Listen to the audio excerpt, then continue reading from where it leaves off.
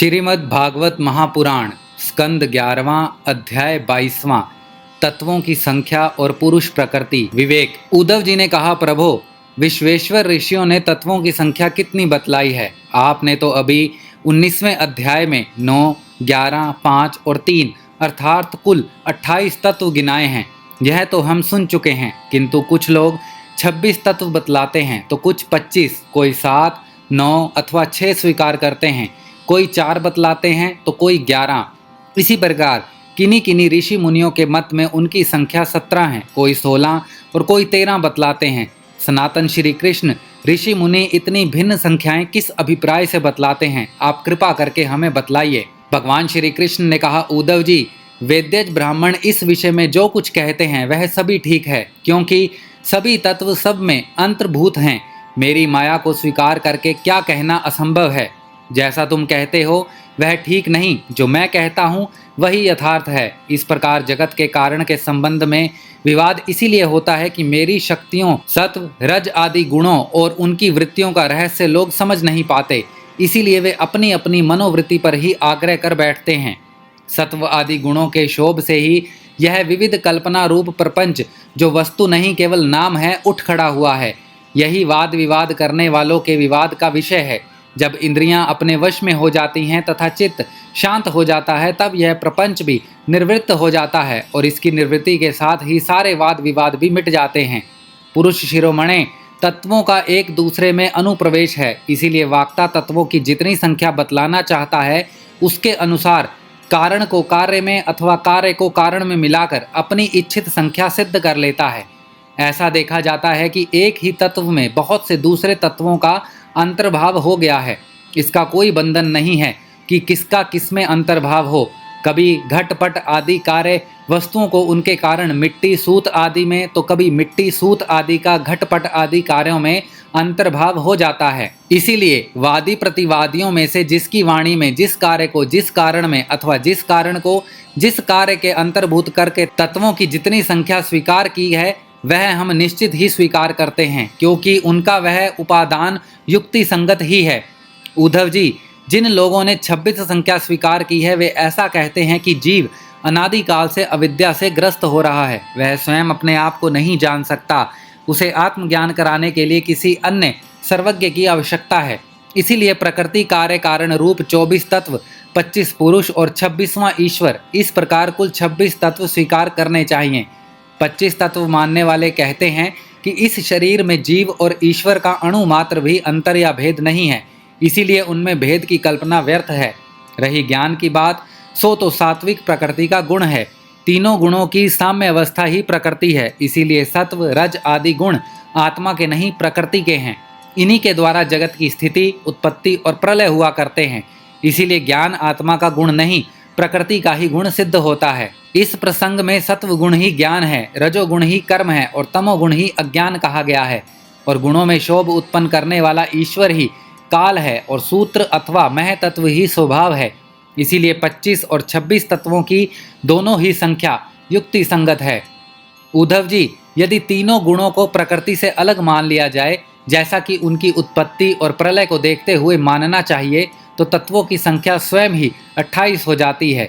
उन तीनों के अतिरिक्त 25 ये हैं: पुरुष, प्रकृति, महतत्व, अहंकार, आकाश, वायु, तेज, जल और पृथ्वी, ये 9 तत्व मैं पहले ही गिना चुका हूँ।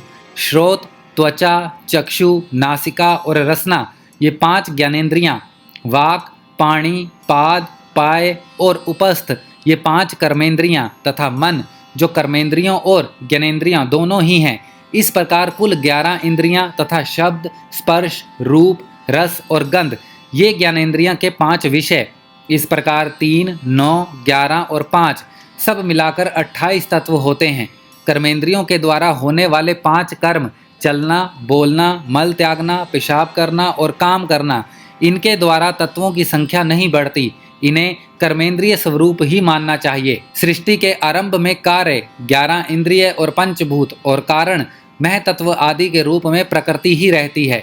वही सत्वगुण, रजोगुण और तमोगुण की सहायता से जगत की स्थिति, उत्पत्ति और संहार संबंधी अवस्थाएं धारण करती है। अव्यक्त पुरुष तो प्रकृति और उसकी अवस्थाओं का केवल साक्षी मात्र बना रहता है। मह तत्व आदि कारण धातुएं विकार को प्राप्त होते हुए पुरुष के ईषण से शक्ति प्राप्त करके परस्पर मिल जाते हैं और प्रकृति का आश्रय लेकर उसी के बल से ब्रह्मांड की सृष्टि करते हैं। उद्धव जी, जो लोग तत्वों की संख्या 7 स्वीकार करते हैं, उनके विचार से आकाश, वायु, तेज, जल और पृथ्वी, ये 5 भूत, छठा जीव और 7वां परमात्मा, जो साक्षी जीव और साक्ष्य जगत दोनों का अधिष्ठान है, ये ही तत्व हैं। देह, इंद्रिय और प्राण आदि की उत्पत्ति तो पंचभूतों से ही हुई है, इसीलिए वे इन्हें अलग नहीं गिनते। जो लोग केवल 6 तत्व स्वीकार करते हैं, वे कहते हैं कि 5 भूत हैं और छठा है परम पुरुष परमात्मा। वह परमात्मा अपने बनाए हुए पंचभूतों से युक्त होकर देह आदि की सृष्टि करता है और उनमें जीव रूप से प्रवेश करता है। इस मत के अनुसार जीव का परमात्मा में और शरीर आदि का पंचभूतों में समावेश हो जाता है।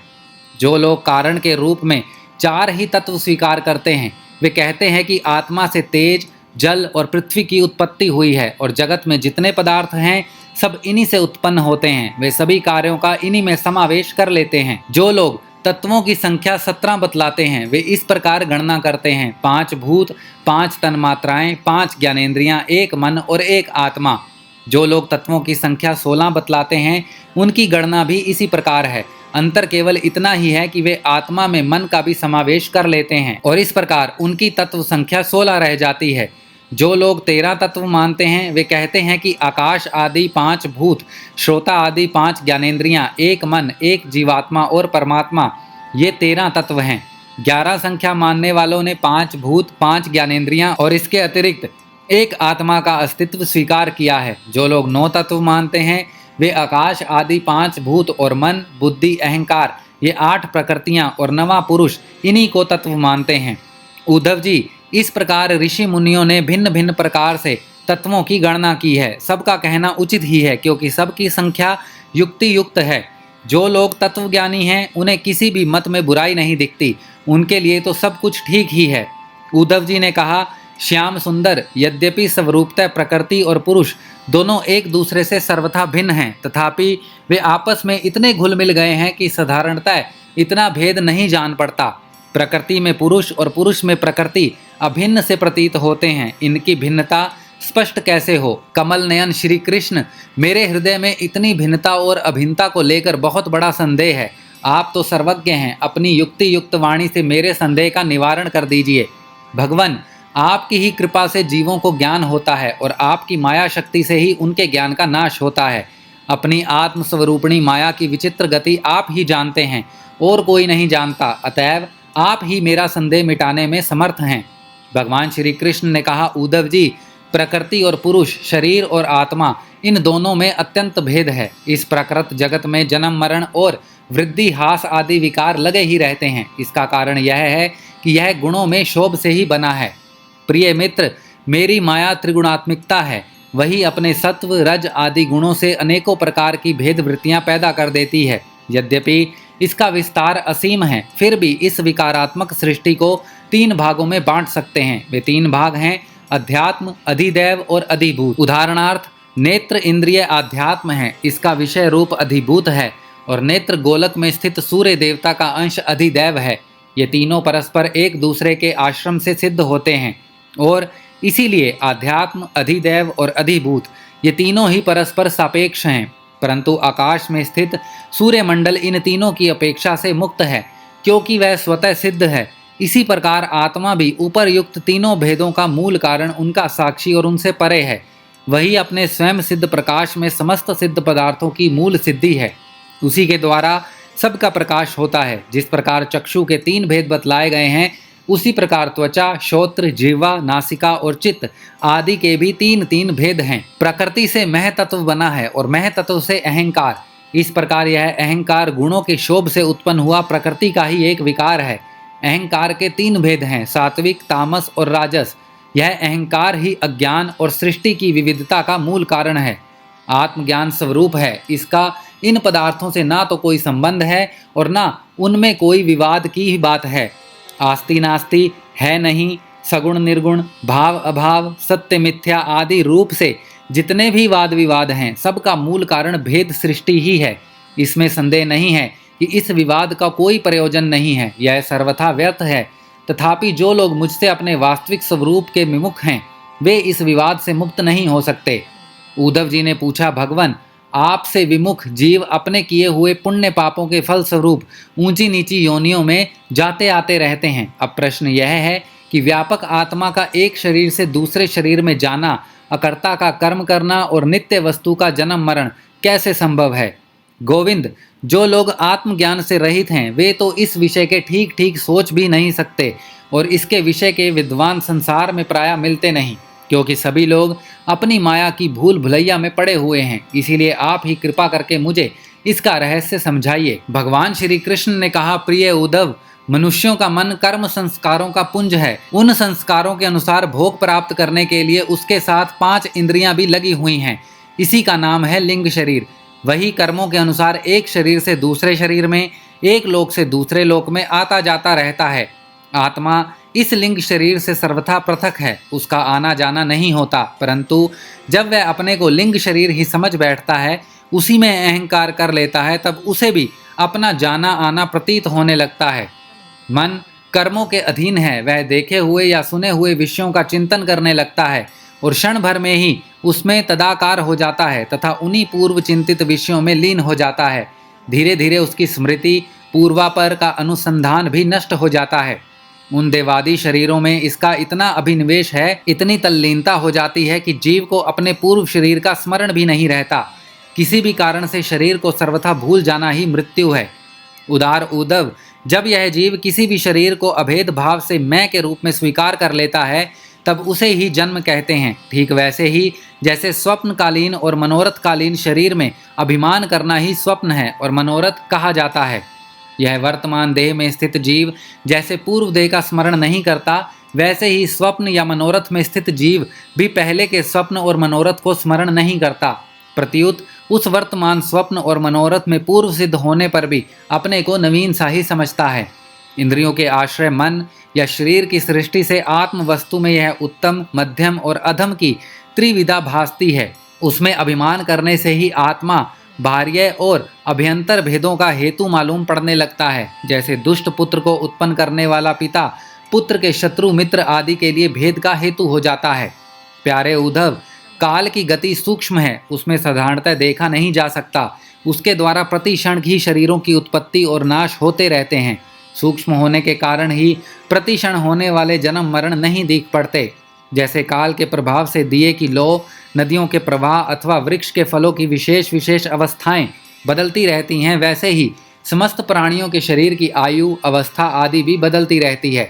जैसे यह उन्हीं ज्योतियों का वही दीपक है, प्रवाह का यह वही जल है, ऐसा समझना और कहना मिथ्या है, वैसे ही विषय चिंतन में व्यर्थ आयु बिताने वाले अविवेकी पुरुष का ऐसा कहना और समझना कि यह वही पुरुष है, सर्वथा मिथ्या है। यद्यपि वह भ्रांत पुरुष भी अपने कर्मों के बीच द्वारा न पैदा होता है और ना तो मरता ही है, वह भी अजन्मा और अमर ही है।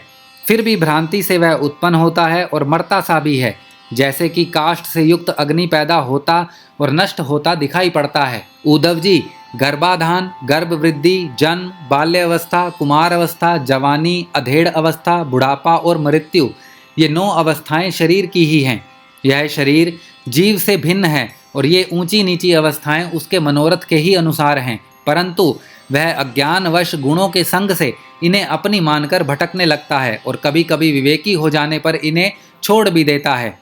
पिता को पुत्र के जन्म से और पुत्र को पिता की मृत्यु से अपने अपने जन्म मरण का अनुमान कर लेना चाहिए। जन्म मृत्यु से युक्त देहों का दृष्टा जन्म और मृत्यु से युक्त शरीर नहीं है।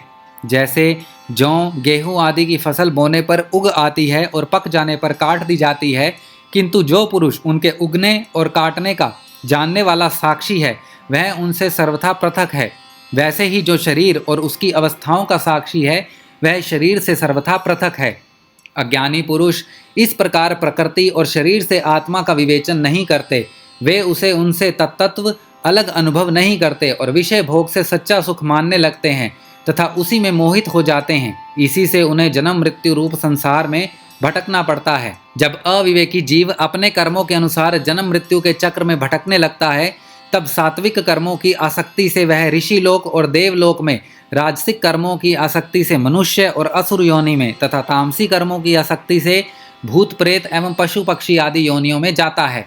जब मनुष्य किसी को नाचते गाते देखता है तब वह स्वयं भी उसका अनुसरण करने, तान तोड़ने लगता है। वैसे ही जब जीव बुद्धि के गुणों को देखता है तब स्वयं निष्क्रिय होने पर भी उसका अनुकरण करने के लिए बाध्य हो जाता है। जैसे नदी, तालाब आदि के जल के हिलने या चंचल होने पर उसमें प्रतिबिंब तट के वृक्ष भी उसके साथ हिलते डोलते से जान पड़ते हैं, जैसे घुमाए जाने वाले नेत्र के साथ पृथ्वी भी घूमती सी दिखाई देती है, जैसे मन के द्वारा सोचे गए तथा स्वप्न में देखे गए भोग पदार्थ सर्वथा आलीक ही होते हैं, वैसे ही आत्मा का विषय अनुभव रूप संसार भी सर्वथा असत्य है। आत्मा तो नित्य शुद्ध बुद्ध मुक्त स्वभाव ही है। विषयों के सत्य न होने पर भी जो जीव विषयों का ही चिंतन करता रहता है उसका यह जन्म मृत्यु रूप संसार चक्र कभी निवृत्त नहीं होता। जैसे स्वप्न में प्राप्त अनर्थ परंपरा जागे बिना निवृत्त नहीं होती। प्रिय उद्धव, इसीलिए इन दुष्ट इंद्रियों के विषयों को मत भोगो। आत्मविषयक अज्ञान से प्रतीत होने वाला सांसारिक भेदभाव ब्रह्म मूलक ही है, ऐसा समझो। असाधु पुरुष गर्दन पकड़कर बाहर निकाल दे, वाणी द्वारा अपमान करे, उपहास करे, निंदा करे, मारे पीटे, बांधे, आजीविका छीन ले, ऊपर थूक दे, मूत दे अथवा तरह तरह से विचलित करे, निष्ठा से डिगाने की चेष्टा करे, उनसे किसी भी उपद्रव से शुद्ध न होना, क्योंकि वे तो बेचारे अज्ञानी हैं, उन्हें परमार्थ का तो पता नहीं। अतः जो अपने कल्याण का इच्छुक है उसे सभी कठिनाइयों से अपनी विवेक बुद्धि द्वारा ही, किसी बाह्य साधन से नहीं, अपने को बचा लेना चाहिए। वस्तुतः आत्मदृष्टि ही समस्त विपत्तियों से बचने का एकमात्र साधन है। उद्धव जी ने कहा, भगवान आप समस्त वाक्ताओं के शिरोमणि हैं। मैं इस दुर्जनों से किए गए तिरस्कार को अपने मन से अत्यंत असह्य समझता हूँ। अतः जैसा मैं इसको समझ सकूं, आप उपदेश जीवन में धारण कर सकूं, वैसा हमें बतलाइए। विश्वात्मन, जो आपके भागवत धर्म के आचरण में प्रेम पूर्वक संलग्न है, जिन्होंने आपके चरण कमलों का ही आश्रय ले लिया है, उन शांत पुरुषों के अतिरिक्त बड़े बड़े विद्वानों के लिए भी दुष्टों के द्वारा किया हुआ तिरस्कार सह लेना अत्यंत कठिन है, क्योंकि प्रकृति अत्यंत बलवती है। श्रीमद् भागवत महापुराण स्कंद 11वां अध्याय 22वां समाप्त।